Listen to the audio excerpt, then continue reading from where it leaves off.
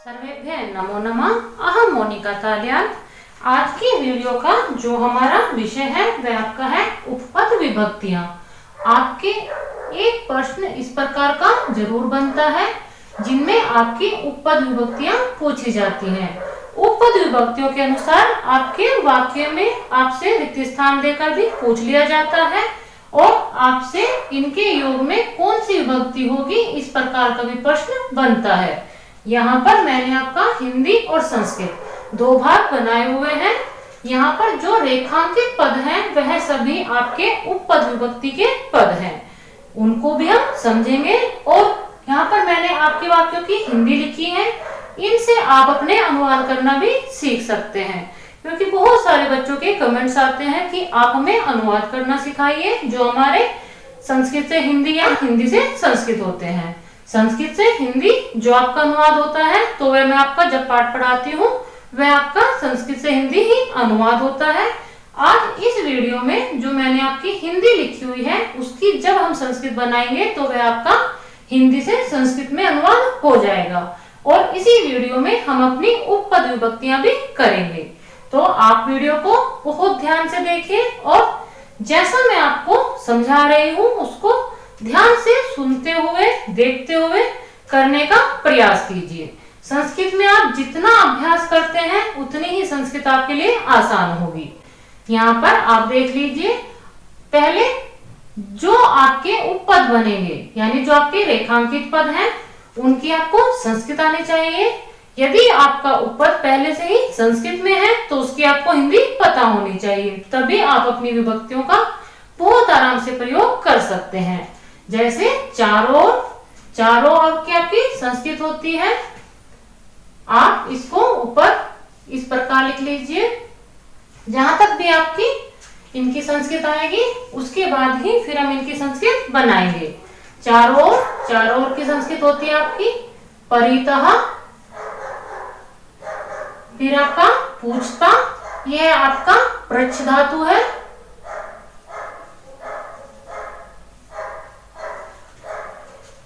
उसके बाद आपका बाहर, यह आपका बही पद बनेगा।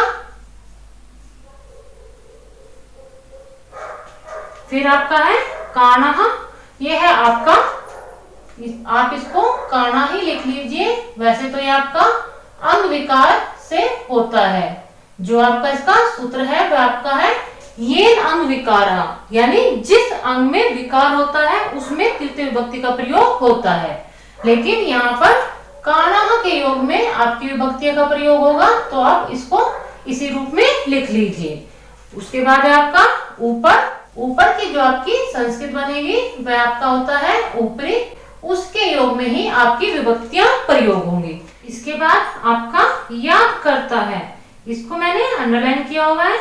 इसके लिए जो आपकी धातु है वह आपकी है स्मृति धातु के योग में आपकी विभक्ति का प्रयोग होगा। उसके बाद आपका अच्छे लगते हैं, जो आपकी रुच धातु होती है उसके योग में आपकी विभक्ति का प्रयोग होगा। आप इसको इस प्रकार कर लीजिए। उसके बाद आपका बिना, जो आपका बिना पद होता है उसके योग में विभक्तियों का प्रयोग होता है। और जो आपका और की संस्कृत होती है आपकी प्रति। इस प्रकार आपकी यह है उपपद विभक्ति वाले पद हैं। अब इसके नीचे हम अपनी संस्कृत बना लेते हैं। आप ऐसे कर लीजिए इसको। और यहाँ पर जो हमारा पहला वाक्य है, यह आपका पहला वाक्य है। इसमें आप देखेंगे कि आपका चारों ओर, यह आपका उपपद है। इसकी जो संस्कृत है परितः, उसके योग में द्वितीय विभक्ति का प्रयोग होता है। वैसे तो आपका जो विभक्तियों का प्रयोग होता है वह कारक चिन्ह के अनुसार होता है, लेकिन जब आपके वाक्य में उपपद आ जाते हैं तो आपके वाक्य में फिर कोई भी कारक चिन्ह आपको दिखाई दे रहा है उसके अनुसार आप अपनी विभक्तियों का प्रयोग नहीं करेंगे। आपको अपने उपपद के अनुसार ही अपनी विभक्तियों का प्रयोग करना है। तो आप देखेंगे विद्यालय के, यदि आप यहाँ पर कारक चिन्ह के अनुसार अपना विभक्ति प्रयोग करते हैं तो का के की आपको षष्ठी विभक्ति प्रयोग करनी होती। लेकिन यहाँ पर आपका जो आपका उपपद परितः है उसके योग में ही आपको विभक्ति प्रयोग करनी है और परितः के योग में आपकी द्वितीय विभक्ति का प्रयोग होता है। तो विद्यालय जो आपका पद है उसमें आप अपने द्वितीय विभक्ति का प्रयोग करेंगे। विद्यालयम चारों ओर की आपकी संस्कृत हो जाएगी। जो आपका अगला पद चारों ओर है उसकी संस्कृत होगी आपकी परितः। पेड़, पेड़ की संस्कृत आपकी होती है वृक्ष। वृक्ष जो है आपका पुल्लिंग का पद है तो प्रथम विभक्ति एक वचन का आप प्रयोग करेंगे वृक्षः है का आप जानते ही हैं आपका अस धातु। मैंने अभी आपको 2 दिन पहले जो अस धातु के धातु रूप कराए थे उसमें ही आपके ये है जो आपके है यानी होना भाव जो होता है वह आपका अस धातु से ही होता है और उसी के अनुसार आप अपने क्रिया में अपने धातु रूप को प्रयोग करते हुए अपने पदों को बनाते हैं। तो है की संस्कृत हो गया आपकी अस्ति। इस प्रकार आपका वाक्य हो जाएगा विद्यालयम परितः वृक्षः अस्ति। विद्यालय के चारों ओर पेड़ है या वृक्ष है। दूसरा आप कर लीजिए वाक्य शिष्य गुरु से प्रश्न पूछता है। यहाँ पर आप देखेंगे से, वैसे तो आपका सामान्य रूप से कारक चिन्ह आपको दिखाई दे रहा है। से के योग में आपकी तृतीया और पंचमी 2 विभक्तियां प्रयोग होती है। तृतीया जब भी आपकी प्रयोग होगी तो वो माध्यम का भाव करेगा यानी कि जिससे वह प्रश्न पूछ रहा है यह तो अलग भाव में आएगा, लेकिन से के द्वारा के योग में आपकी तृतीय विभक्ति प्रयोग होती है और से अलग होने के भाव में आपकी पंचमी विभक्ति का प्रयोग होता है। लेकिन यहाँ पर जब भी आपके इस वाक्य में विभक्ति प्रयोग होगी तो वह आपका प्रच धातु के योग में होगी। तो आप इसमें कर लीजिए विभक्तियां आपकी वहीं पर प्रयोग होगी जहां पर आपका कारक चिन्ह आया है, लेकिन उसका योग यानी जो विभक्ति है वो कारक चिन्ह के अनुसार ना होकर अलग ही होगी। यहाँ पर शिष्य आपका जो पद है उसको आप उसी प्रकार लिखेंगे। ये आपका पुल्लिंग का पद है तो प्रथम विभक्ति एक वचन में कर लीजिए शिष्य। फिर आपका गुरु से, यहाँ पर से कारक चिन्ह है लेकिन इसके योग में आपकी विभक्तियां नहीं होंगी। जो आपकी विभक्ति होगी वह आपकी प्रच धातु के योग में होगी। क्षमा करें ये आपका रिकार प्रच नहीं है, रा इसमें इधर आएगा तो ये आपका प्रच धातु बन जाएगा। तो इसके योग में आपकी द्वितीय विभक्ति होगी। तो आप गुरु में द्वितीय विभक्ति कर लीजिए गुरु। प्रश्न, प्रश्न आपका कर्म है तो ये आपका प्रश्नम हो जाएगा कर्मणि द्वितीया से। पूछता है यहाँ पर एक वचन का है तो उसी के अनुसार आप करेंगे। ये आपका हो जाएगा पृच्छति। इस प्रकार आपका प्रच धातु के योग में गुरु में द्वितीय विभक्ति का प्रयोग होगा, ना कि आपके से कारक चिन्ह के अनुसार। अगला वाक्य है आपका मेरे घर के बाहर वृक्ष है। यहाँ पर बाहर जो आपका बाहर पद है उसके लिए संस्कृत होती है आपकी बही, लेकिन यदि आप वाक्य में अपने कारक चिन्ह को देखेंगे तो वह आपका है के। इसमें आपका षष्ठी विभक्ति का प्रयोग होना चाहिए था, लेकिन जो आपका बही पद है यानी बाहर उसके योग में आपकी विभक्ति का प्रयोग होगा। और बही के योग में आपकी कौन सी विभक्ति होती है यह आप जानते ही होंगे।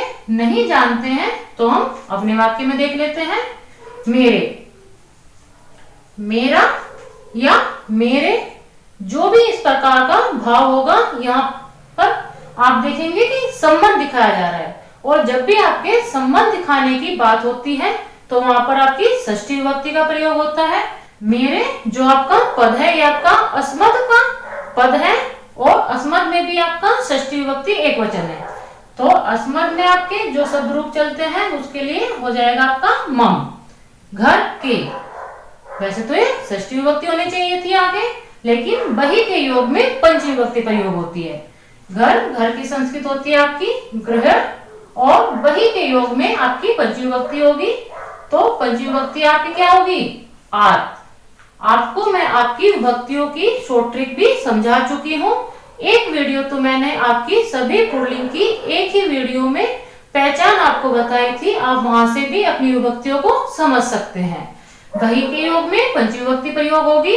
घर, घर की संस्कृत होती है आपकी गृह, और उसमें आत जोड़ने के बाद आप ग्राहक पद बना लीजिए। बाद में आपका वही आएगा, बाहर की संस्कृत जो है आपकी वही वृक्ष। आप पेड़ कहिए या वृक्ष कहिए, दोनों ही आपके हिंदी के हैं, लेकिन संस्कृत में यह वृक्ष ही कहलाएगा। यह आपका पुल्लिंग का है, तो इसको आप पुल्लिंग में प्रथम विभक्ति एकवचन कर लीजिए। है की संस्कृत होती है आपकी अस्थि, जो आपकी अस धातु की प्रथम पुरुष एकवचन की, आप इसको कह सकते हैं कि जो आपका अस धातु होता है उसमें प्रथम पुरुष एकवचन में अस्थि ही बनता है। चौथे को कर लीजिए आप, जो आपका चौथा वाक्य है। मांगने वाला आंख से काना है। मांगने वाला, मांगने वाले की संस्कृत होती है आपकी याचक। यह आपका पुल्लिंग का पद है, तो याच कहा हो जाएगा। आंख से, वैसे तो ये आपकी तृतीय विभक्ति कारक चिन्ह से भी हो रही है, लेकिन यहाँ पर अंग विकार के कारण जो आपका सूत्र होता है ये अंग विकारा, यानी जिस अंग में विकार कोई कमी आ जाती है वहां पर हम तृतीय विभक्ति का प्रयोग करते हैं, और आंख से वह काना है, तो काना योगे तृतीय विभक्ति का प्रयोग होगा। आंख से, यहाँ पर एक आंख की बात हो रही है, यदि दोनों आंखों की बात होती तो फिर वह अंधा होता, तो यहाँ पर आप एक आंख की प्रयोग करेंगे। आंख की संस्कृत होती है आपकी नेत्र, इसमें आप तृतीय विभक्ति का प्रयोग करिए, जो होगा आपका एन। यहाँ पर हमने ना प्रयोग ना करके अना का प्रयोग किया है, क्यों? क्योंकि हमारे नेत्र में रा की साउंड आप देखेंगे तो सुनाई दे रही है, और जब भी आपकी तृतीय विभक्ति में रा, री और श, सा षटकोण वाला जो सा होता है उसकी साउंड सुनाई देती है, तो आप अना का प्रयोग करते हैं। से शब्द में आप एन का प्रयोग करते हैं। काना, काना का आप लिख लीजिए, यह आपका हो जाएगा काना है की संस्कृत आपकी अस्थि ही होगी। इस प्रकार आपका वाक्य हो जाएगा याच कहा नेत्रेण काना अस्थि। इसमें आप कह सकते हैं हम इनके योग में कौन कौन सी विभक्ति होगी, कैसे आप उन प्रश्नों का उत्तर देंगे वह हम अभी कराएंगे, लेकिन पहले हम अपने इनका अनुवाद कर लेते हैं। पेड़ के ऊपर बंदर है, यहाँ पर के कारक चिन्ह के अनुसार भी आपका षष्ठी विभक्ति का प्रयोग होगा, और जो आपका ऊपरी पद है उसके योग में भी आपका षष्ठी विभक्ति का ही प्रयोग होगा। इस प्रकार आप कह सकते हैं कि पेड़ की संस्कृत क्या होती है आपकी, बताइए। यहाँ पर भी आपका पेड़ आया है, यहाँ पर आपका वृक्ष आया है, तो आप पेड़ की संस्कृत जान ही चुके होंगे। जो आपका वृक्ष पद है ये आपका अकारांत पुल्लिंग का है, इसमें आप षष्ठी विभक्ति का प्रयोग करेंगे, तो षष्ठी विभक्ति के वचन में आपका आधा सा और या यह प्रयोग होता है। इस प्रकार का हो जाएगा वृक्षस्य, ऊपर का आपका हो जाएगा ऊपरी। बंदर के लिए आप क्या प्रयोग करते हैं, वान रहा है की संस्कृत होगी आपकी अस्थि। इस प्रकार आपके इस वाक्य का संस्कृत में अनुवाद हो जाएगा वृक्षस्य ऊपरी वान रहा अस्थि। अगला वाक्य है आपका भक्त भगवान को याद करता है। भक्त भगवान को कारक चिन्ह के कारण यहाँ पर कर्ता ने कर्म कारक होने के कारण यहाँ पर आपकी द्वितीय विभक्ति होनी चाहिए थी, लेकिन याद करता है। याद करने की जो आपकी संस्कृत है वो आपकी स्मृत धातु से है, इसके योग में आपकी षष्ठी विभक्ति का प्रयोग होता है। तो आप अपने इस वाक्य को कर लीजिए। भक्त की आपकी संस्कृत हो जाएगी भक्ता, क्योंकि यह आपका अकारांत पुल्लिंग है, तो आप इसमें प्रथम विभक्ति एकवचन वाला ही पद प्रयोग करेंगे। भगवान को, वैसे तो आपको को कारक चिन्ह में द्वितीय विभक्ति जैसे मैंने बताया है वह प्रयोग करना चाहिए थी, लेकिन आपकी स्मृत धातु के योग में षष्ठी विभक्ति होती है, और जहां पर आपका कारक चिन्ह आपको दिखाई दे रहा है उस पद में ही आपको विभक्ति प्रयोग करनी होती है, लेकिन वह आपकी कारक चिन्ह के अनुसार प्रयोग ना करके आपको जो आपकी उपपद विभक्तियां होती हैं उनके योग में करनी होती है। तो स्मृ धातु से ही आपको षष्ठी विभक्ति करनी है। यहाँ पर आप भगवान, भगवान को आप भगवान चाहे तो भगवान भी लिख सकते हैं और ईश्वर चाहे तो ईश्वरस्य भी कर सकते हैं। दोनों में से आप कोई भी पद कर सकते हैं क्योंकि दोनों ही रूप एक के ही हैं। यहाँ पर आपका हो जाएगा याद करता है, क्योंकि यह आपका वर्तमान काल का है। आप स्मृ धातु में वर्तमान काल करिए अपना, तो आपका पद यह बनेगा। जो रिकार है वह रा के रूप में आ जाएगा और अति आप जानते ही हैं कि हमें जोड़ना होता है, तो आपका इस प्रकार वाक्य हो जाएगा भक्तः ईश्वरस्य स्मरति। भक्त ईश्वर को याद करता है या भगवान को याद करता है। सातवां देख लीजिए, बालक को लड्डू अच्छे लगते हैं। यहाँ पर बालक को कारक चिन्ह के कारण द्वितीय विभक्ति प्रयोग होनी चाहिए थी, लेकिन आपकी रुच धातु के योग में चतुर्थी विभक्ति प्रयोग होती है, तो आप यहाँ पर चतुर्थी विभक्ति का प्रयोग करेंगे। बालक को, क्योंकि यहाँ पर आपका कारक चिन्ह आया है, तो हम इसी में अपनी विभक्ति का प्रयोग करेंगे, लेकिन जो आपकी विभक्ति होगी वह आपकी उपपद विभक्तियों के अनुसार होगी। अच्छे लगने के योग में चतुर्थी विभक्ति होती है, तो आप इसमें कर लीजिए अपना बालक आपका पद है, इसमें चतुर्थी विभक्ति करिए जो आपकी है आय। जब आप इसमें अपनी शॉर्ट ट्रिक जोड़ेंगे, जो आपका मूल पद होता है उसमें आप अपने शब्द रूप की शॉर्ट ट्रिक से अपनी विभक्तियों को बहुत आसानी से बना सकते हैं और याद भी रख सकते हैं। बालक को के लिए हो जाएगा आपका बालकाय। लड्डू, लड्डू की संस्कृत होती है आपकी मोदक। मोदकम कर्मणि द्वितीय से अच्छे लगते हैं। रुच धातु में पद बनेगा आपका रोचते। इस प्रकार ये आपका संस्कृत में वाक्य हो जाएगा बालकाय मोदकम रोचते। बालक को लड्डू अच्छे लगते हैं।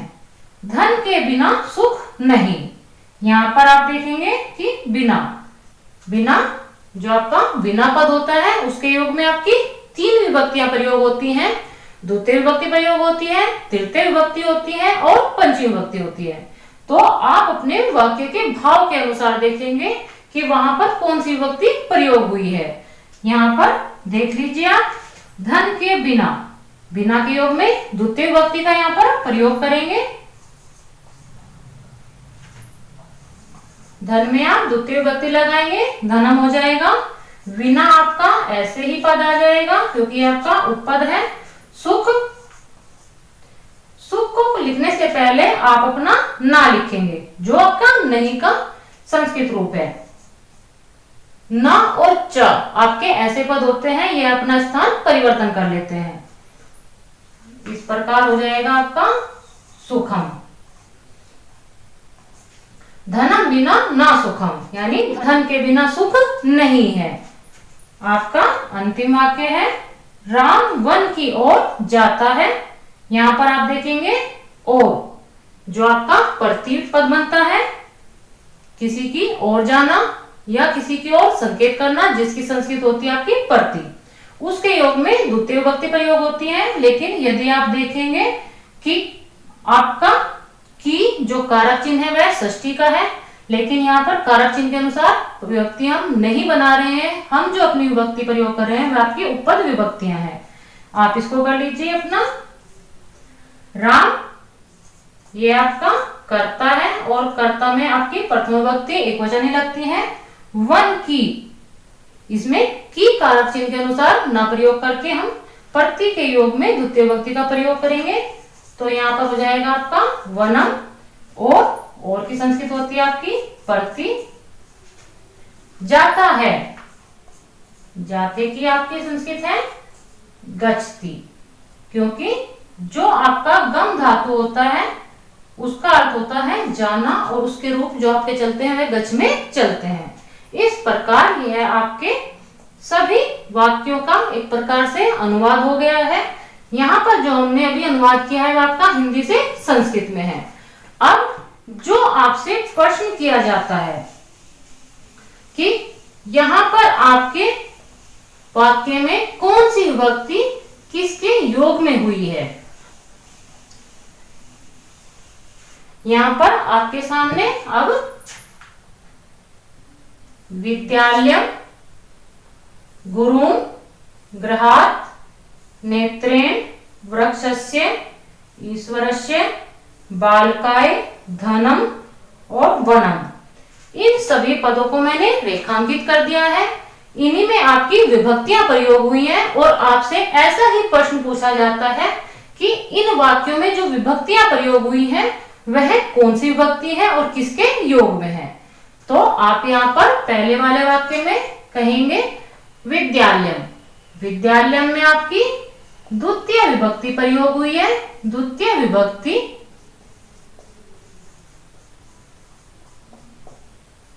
किसके योग में बताइए। यहाँ पर सबसे अच्छा पहचानने का जो हमारा इसका हम ट्रिक भी कह सकते हैं और सही उत्तर भी आप उससे निकाल सकते हैं।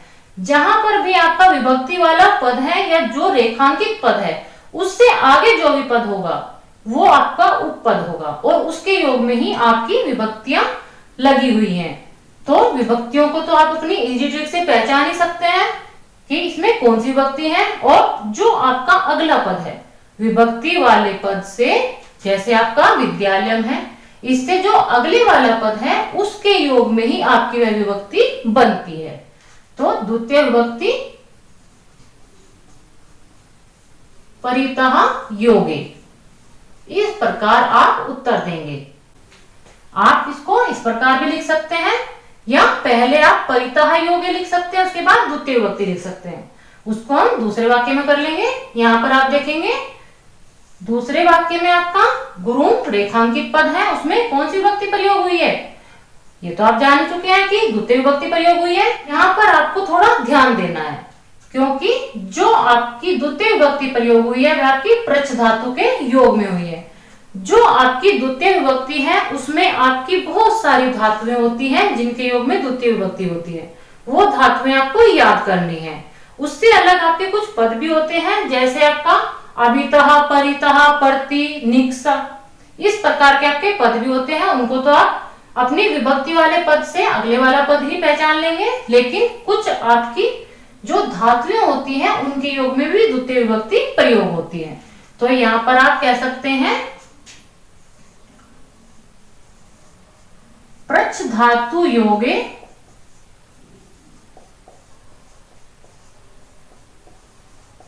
द्वितीय विभक्ति।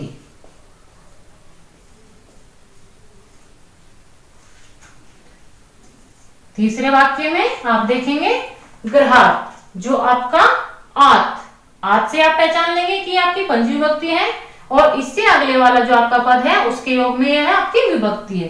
तो आप इसको लिख लीजिए बही योगे पंचमी। इस प्रकार भी आप इसको लिख सकते हैं। आप इस प्रकार भी लिख सकते हैं सभी को, जैसे मैंने दूसरा वाक्य बनाया है उस प्रकार भी आप लिख सकते हैं और जैसे मैंने आपका तीसरा वाक्य बनाया है उसके अनुसार भी आप लिख सकते हैं। चौथे में देख लीजिए आपका, चौथे में आपकी नेत्रेण। नेत्रेण में आपका देखेंगे आप तृतीय विभक्ति का प्रयोग हुआ है। तृतीय विभक्ति किसके योग में हुई है? आपका यहाँ पर अगला पद काणः लिखा हुआ है तो आप इसके योग भी लिख सकते हैं योगे, या आप येन अंग विकारे,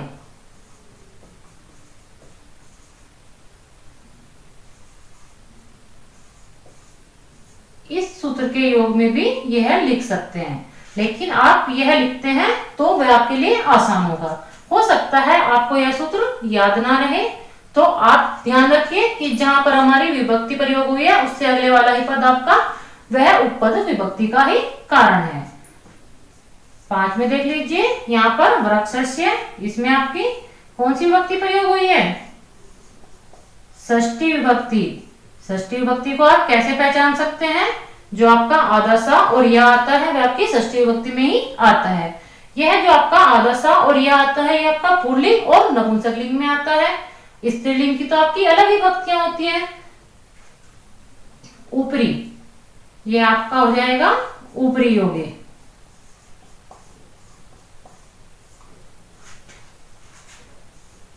छठे वाक्य में देखिए आपका ईश्वरस्य में कौन सी विभक्ति है?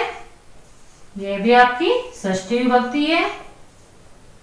यह बताइए आप किसके योग में हुई है?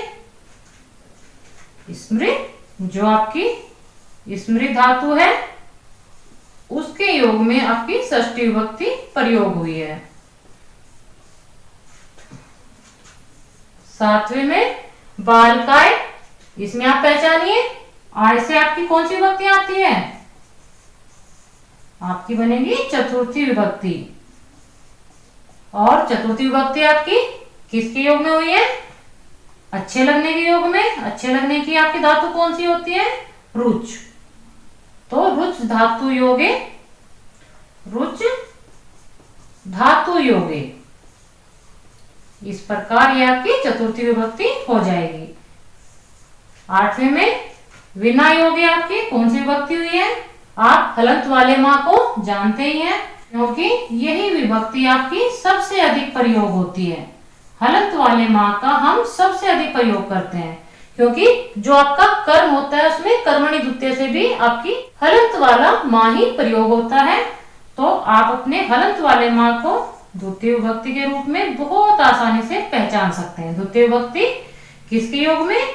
विना योगे। मैंने आपको बताया है कि विना योग में 3 विभक्तियां होती हैं, द्वितीय विभक्ति, तृतीय विभक्ति और पंचमी विभक्ति।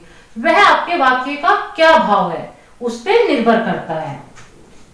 यहाँ पर 9वां वाक्य है आपका रामः वनम प्रति। रेखांकित पद आपका वनम है, इसमें भी आपकी द्वितीय विभक्ति का प्रयोग हुआ है। किसके योग में? जो इससे आगे वाला पद है उसी के योग में, जो है आपका प्रति। इस प्रकार यह आपका प्रश्न आता है। यह वाला जो आपका प्रश्न है यह आपकी छठी कक्षा से लेकर 7वीं कक्षा तक, 8वीं में तो आपका बोर्ड के एग्जाम में आता ही है। तो आप इसको बहुत ध्यान से करेंगे। उम्मीद है जो मैंने आपको आपकी उपपद विभक्तियां समझाई हैं और उपपद विभक्तियों के साथ साथ जो मैंने आपका हिंदी से संस्कृत में अनुवाद करना भी आपको समझाया है, उम्मीद है वह आपको बहुत आराम से समझ में आ गया होगा। मिलते हैं आपकी अगली वीडियो में। अगली वीडियो जो होगी वह आपकी क्री धातु की भी हो सकती है, क्योंकि एक बच्चा मैसेज कर रहा है कि उसको क्री धातु समझने हैं। जो आपके क्री धातु होते हैं उनकी भी जो धातु रूप होते हैं वह आपकी शॉर्ट ट्रिक से नहीं होंगे, वह आपको याद ही करने हैं जैसे आपने अपने अस धातु के याद किए हैं। या जो हमारे शब्द रूप के जिनका हम अपने वाक्य में प्रयोग करते हैं विभक्तियों के अनुसार, वह भी आपकी वीडियो हो सकती है। वह आपके समय बताएगा कि आपकी अगली वीडियो कौन सी होगी। मिलते हैं अगली वीडियो में। सर्वेभ्यः नमो नमः।